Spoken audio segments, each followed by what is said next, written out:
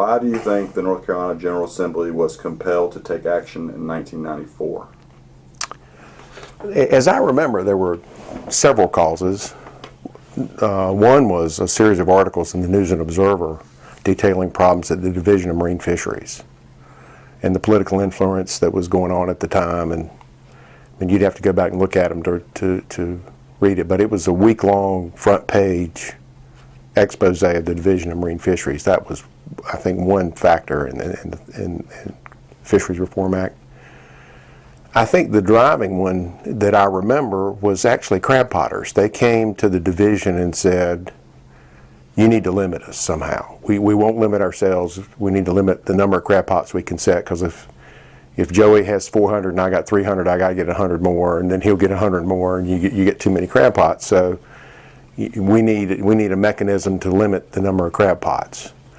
And at the time, both Dr. Hogarth and Bob Lucas, who was chairman of the Marine Fisheries Commission, took that sort of impetus and spun that into, we got to reform the whole fishery management system.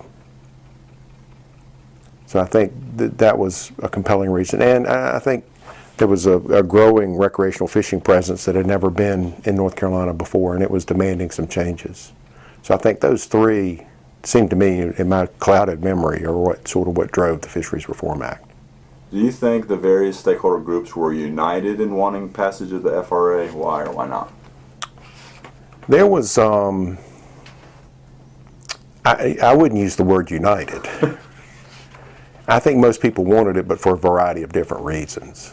I think there was some trepidation. I know there was some trepidation in the recreational community about getting in bed with the division and all these other folks.